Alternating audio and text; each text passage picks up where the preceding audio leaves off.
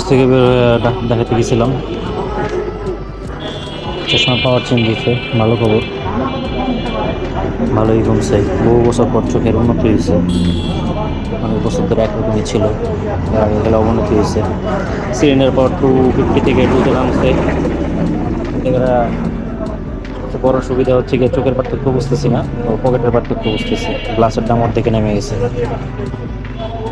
গ্লাসের দাম ছিল আগে 1200-1400 টাকা, সেই গ্লাস 600 টাকা দিয়ে কিনলাম। নতুন ফ্রেম কিনে নেই, আগের ফ্রেমে লাগাইছি। বাসায় চাইতেছিলাম, যেহেতু আপাতত ডায়েটে আছি, ভাত টাত খাওয়া বন্ধ, তো চিন্তা করলাম মোহাম্মদপুর আসছি, কিছু খাওয়া দাওয়া করে যাই। তো এতক্ষণ বসে বসে কি জানি পেজ, রায়হানিজম পেজে ভিডিও দেখলাম, আরও কয়েকটাতে দেখছি। গোল্লা স্যুপ নামে একটা পছন্দ হয়েছে, কিন্তু এখানে সব ভারী খাবার। এরপরে পাহাড়ি একটা দেখলাম মুংডি, রাজিয়া সুলতানা রোডে, মানে আমি যে রোডে দাঁড়ায় আছি তার থেকে একটু সামনে। তা এখন হচ্ছে ওখানে যাবো, যে দেখি কি পাওয়া যায়।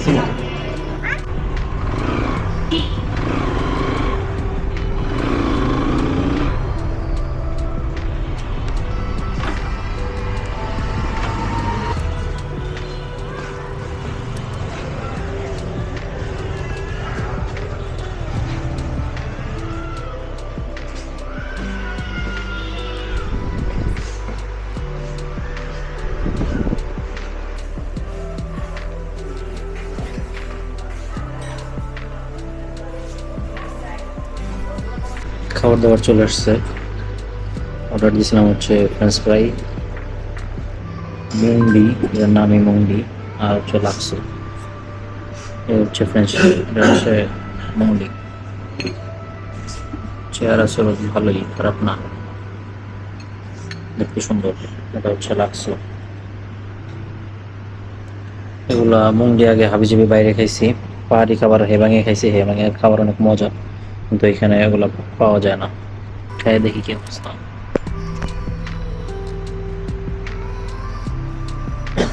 বুঝতেছি না,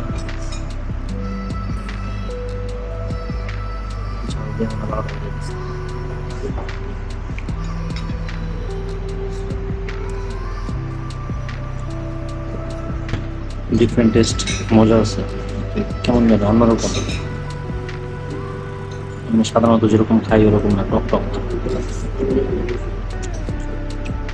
খুবই মজা।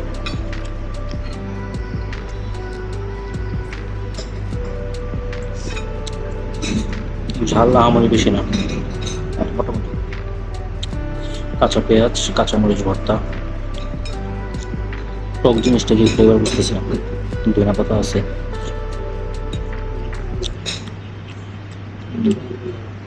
কাঁচা আদা, আদা খাই না,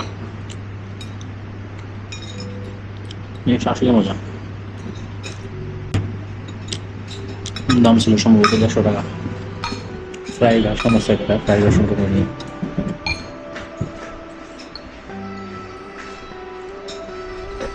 মুরগির কি অবস্থা দেখি, প্রচুর খাই, ডিফারেন্ট।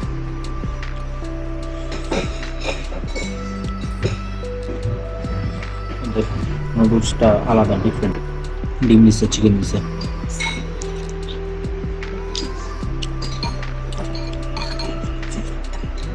ফ্রেঞ্চ ফ্রাইটা একটু পরে দিবে, আগে দিলে ভালো হতো। কি হবে যদি লাক্সোর সাথে, সরি মুরগির সাথে তো লাক্সো অ্যাড করে রাখাই, চল দিয়ে।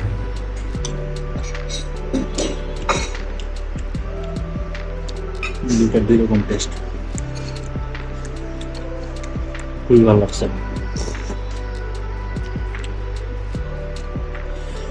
কোয়ান্টিটি অনেক, দাম 150 টাকা। শুধু ডিম দিয়ে 100 টাকা, মাছ দিয়া 200 বা এরকম সামথিং। এটা আবার একটু খাই, সম্ভবত লেবু দিচ্ছে। আর একদিন ফ্রাইডা নিতে হবে। সব খাওয়া দাওয়া শেষ, ফ্রেঞ্চ ফ্রাই দিচ্ছে মাত্র অনেকক্ষণ পরে। এই হচ্ছে ফ্রেঞ্চ ফ্রাইয়ের চেহারা, সাজানোটা অনেক সুন্দর। খাওয়া দেখা যাক কি অবস্থা। গরম মাত্র বেজে গেছে। এভারেজ। ওকে, গুড নাইট। খাওয়া দাওয়া করে বের হলাম। মেনু তো সব ছিলই ভিডিওতে, আগে যেগুলো দেখালাম, শুধুমাত্র ফ্রেঞ্চ ফ্রাইটা অ্যাড করি নেই। অ্যাড করে নেই বলতে শুরুর টুক ফুটেজ দিছি, খাবার কেমন সেটা বলে নেই। কারণ হচ্ছে আসলে ফ্রেঞ্চ ফ্রাইটা খুবই জঘন্য ছিল। মানে এটা আসলে কোনো ফ্রেঞ্চ ফ্রাই জাতের মধ্যেই পড়ে না, জাস্ট কোনো রকম মানে আলু যদি ভাজে মানুষ আর একটু মজা হয়, তো আলু ভাজাও এত জঘন্য হয় না, এটা হচ্ছে সত্যি কথা। ফ্রিতে খাইলেও আসলে এত ইয়ে না। তার ভিতরে 120 টাকা, এর নাম কি, কোকো ক্যান, হ্যাঁ জুসের দোকান। যাই হোক, আর হচ্ছে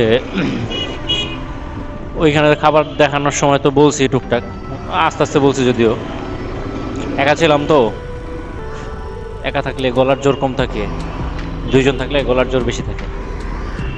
যেমন এই যে খুলনার ভিডিও, আর এগুলো তো শুরুর দিকের ভিডিও। এখন 2026 ফেব্রুয়ারি, হয়তো প্রপার ভিডিও আসলে হয়েছে একটাই, খুলনারটা। পদ্মার পাড়েরটাও আসলে আহামরি তেমন কিছু নাই, জাস্ট খালি বাইক রাইড অনেকক্ষণ। আর আগেরগুলো তো ভক্কর চক্কর হাবিজাবি। তো খাবারের ভিডিও আরও কয়েকটা রেকর্ড করা আছে, এডিট করতে ইচ্ছা করে না। ইসের একটা ভিডিও আছে, কি জানি বলে,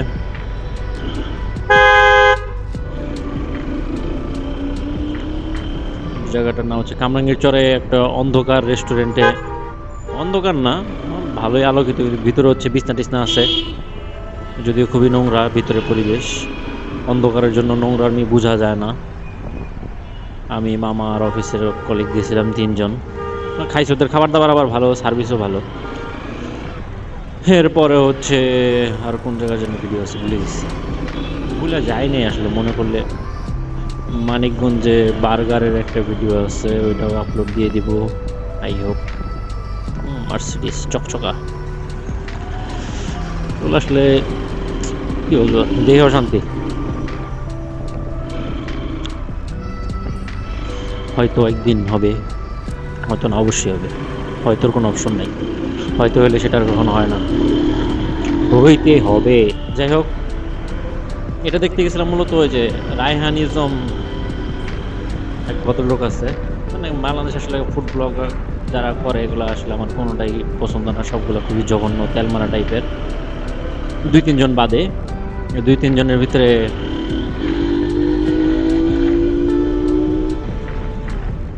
জনের ভিতরে একজন হচ্ছে শিকদার সাহেব, আর একজন হচ্ছে রায়হানিজম,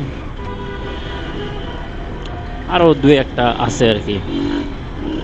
এরা ছাড়া আসলে আর খাবারের ভিডিও তেমন ভালো লাগে না, সব তেলমারা টাইপের আর কি। যে ভালো না হইলে বলবে হ্যাঁ অমুক করছি তমুক করছি। এই খাবার খায় আসলে টাকা খাইলে হয়তো বা 19-20 হয়ে যায়, আমি আসলে জানি না। আমার যদি কেউ টাকা পয়সা অফার করে, আমি যদি টাকা পয়সা খাই, তখন হয়তো আমিও ভালো বলতে পারি, শিওর না। কেমনে ব্রেক করে। যাই হোক, মোহাম্মদপুরে কিছু খাইতে ইচ্ছা করতেছিল, একটা পাইছিলাম গোল্লা স্যুট। গোল্লা স্যুটে হচ্ছে বিরিয়ানি টিরিয়ানি পাওয়া যায় আরও টাইপের, তো একটু ভারী খাবার, যেহেতু ডায়েটে আছি, ভাত খাওয়া বন্ধ, তাই ফাইজলামি করতেছি কেন এরকম।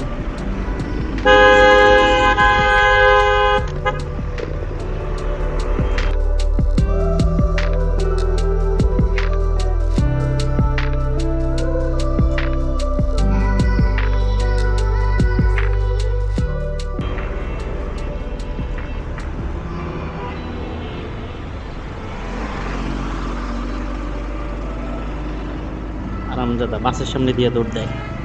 ও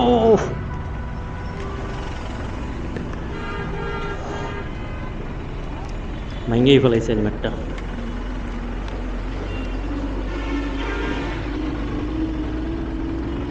কোনো রকমে ব্রেক করে বাঁচছি।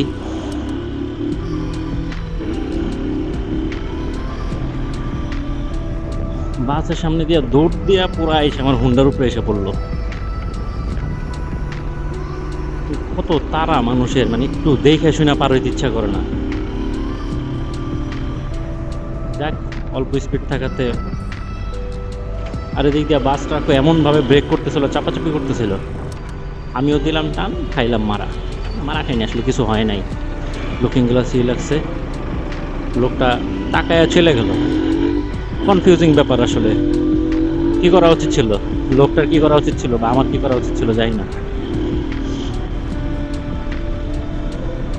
কি একটা অবস্থা। যাই হোক, যাহা বলিতেছিলাম, ওই তো ওই পরে আরো কিছু ভিডিও দেখার পরে আর একটা ভিডিও দেখছিলাম, আমার মনে পড়তেছে না কার পেজে দেখছি। ওটা হচ্ছে মোহাম্মদপুরেই একটা সম্ভবত ব্রেকফাস্ট মিল ছিল, আরও কিছু হাবিজাবি খাবার ছিল। খাবারগুলো হয়তো অনেক ভালো ছিল, ওটা ভুলে গেছি। পরে মুংডিটা আগেও দেখছিলাম, পরে আজকে দেখার পরে মনে পড়লো যে যাই মুংডিটা খায় আসি। এটা একটু ভিডিওতেই মনে হচ্ছে একটু ডিফারেন্ট। ওখানে সম্ভবত রেস্টুরেন্টের ওনার মনে হয় কথা বলতেছিল। পরে গেলাম, খুবই ছোট, সিমসাম। প্রথমে ফ্যান ছিল, পরে এসি সারছে। তবে তারা বলে হচ্ছে খাবার বানাইতে লাগবে 5 মিনিট, কিন্তু লাগে মূলত 20 মিনিট। মনে হয় এটা একটা কমন বিষয়। আমার যখন রেস্টুরেন্ট ছিল তখন আমি এরকম ধোঁকাবাজি করতাম কাস্টমার ধরে রাখার জন্য। দেখা গেছে এমন হয়েছে, চিকেন কোনো অর্ডার করার পরে বাজার থেকে মুরগি কিনে আই না, তারপরে কাস্টমারে দিছি। তবে আমার একটা মজার জিনিস ছিল হচ্ছে কি, আমার নেগেটিভ রিভিউ ছিল। টেস্ট আর সার্ভিস নিয়ে কেউ কোনো নেগেটিভ রিভিউ দিতে পারে নাই কখনো। দুই একটা হয়তো ই ছিল, মানে আমার লজিকই ছিল হচ্ছে কি, খাবার কেউ খারাপ বলতে পারবে না। ভুলক্রমে যদি কেউ বইলা ফেলে যে খাবার খারাপ হয়েছে বা খাবার ভালো লাগে নাই বা কি, আমি ইনস্ট্যান্ট হয়তো খাবারটা রিপ্লেস করে দিতাম, অথবা আমি যদি ওটা ইনস্ট্যান্ট না পসিবল হইতো তাহলে আমি ওটার খাবারের দাম নিতাম না, বিল নিতাম না। যাই হোক, তারা এরকম বলছে, বলার পরে খাবার আসছে। ফ্রেঞ্চ ফ্রাইটা শুরুতে দেওয়ার কথা ছিল, সম্ভবত আলু রেডি ছিল না, আলু কাইটা কেটে দিচ্ছে ভাবে সবে, যেমন হইলো। সাজানোর সিস্টেম সুন্দর, কিন্তু চিকেন লাক্সোটা আসলে জোস। জোস মানে পুরাই জোস, পুরো অন্যরকম ডিফারেন্ট। আসলে ফার্ম মুরগি এভাবে খাওয়া যায় যে জানতাম না। আর হচ্ছে চিকেন লাক্সো, এটা তো পাহাড়ি খাবার, তাহলে তো এটা মনে হয় দেশি মুরগি দিয়ে খাইতো, ফার্ম মুরগি দিয়ে তো মনে হয় খাওয়ার কথা না। ওদের এখানে আরও খাবার দাবার আছে, মেনু একটা ভিডিও আছে মনে হয়, ছোটো, পারলে অ্যাড করে দিব না। এই আর কি, সব মিলে ঝিলে বাসার কাছাকাছি চলে আসছি। একটা দিনও বাসায় আগে যেতে পারি না, প্রতিদিন বাইরে থাকি, রাস্তায় থাকি, কোনো না কোনো কাজ থাকে। বাম পাশেও জ্যাম, সোজাও জ্যাম, ছাড়তেছে না। লোকটার কথা চিন্তা করলাম, লোকটা আসলে কাহিনীটা করলো কি, খারাপও লাগতেছে। খুব বেশি কিছু হয় নাই আর কি, কোনো রকমে বাইচে গেছে।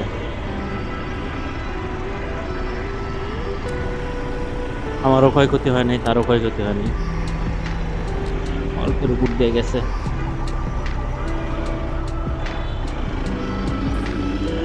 ওকে, বাসার খুবই কাছাকাছি চলে আসছে। চা অ্যান্ড চিল বিশাল বড় করে করছে, ওদের ব্রাঞ্চ খুলতে খুলতে বইরা ফেলাইছে ওরা। সেই 2017-18 সালে মনে হয় মোহাম্মদপুরের সলিমুল্লাহ রোডের পাশের এক গলিতে ওদের একটা দোকান ছিল, যেখানে দাঁড়াইলে পাশের বাড়িওয়ালা আইসা চিল্লাচিল্লি করতো। সেখান থেকে চা অ্যান্ড চিলের আজকে ব্রাঞ্চের অভাব নাই, বনানীতেও আছে, বসার জায়গা আছে সুন্দর, বড় বড় সাগুফতাতে আছে, আর ওই যেন। যাক, কোম্পানিগুলো এরকম গ্রুপ মানুষের ব্যবসা ভালো হোক, এটাই কামনা করি। ওকে, গুড নাইট।